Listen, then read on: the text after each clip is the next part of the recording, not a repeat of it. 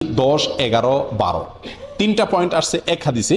আর হাদিসটি বর্ণিত হয়েছে সহিহুল জামের ভিতরে, তাবরানীদের ভিতরে আসছে। নবী সাল্লাল্লাহু আলাইহি ওয়াসাল্লাম বলেছেন, 3 হতভাগা ব্যক্তি আছেন যাদের কোনো ফরজ নফল কোনো আমল আল্লাহ সুবহানাহু ওয়া তাআলা, নফল বা ফরজ কোনো আমল আল্লাহ তাআলা গ্রহণ করবেন না। কারা তারা?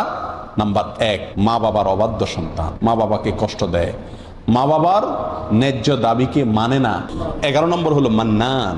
মান্নানকে, মান্নান হলো ওই ব্যক্তি যে ব্যক্তি দান করে খোটা দেয়।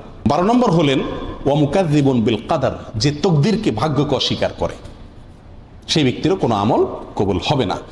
13 নম্বর সর্বশেষ পয়েন্ট, যেটি মুস্তাদরাকে হাকামে আসছে, ওই শাসক তার সালাত আল্লাহ সুবহানাহু ওয়া তাআলা কবুল করবেন না যেই শাসক আল্লাহ যা নাজিল করেছেন সেই বিধানের ব্যতিক্রম বা উল্টা ফয়সালা করে বা উল্টা বিধান অনুযায়ী সে বিচার করে, শাসন করে এবং ফয়সালা করে, তারও সালাত কবুল হবে না।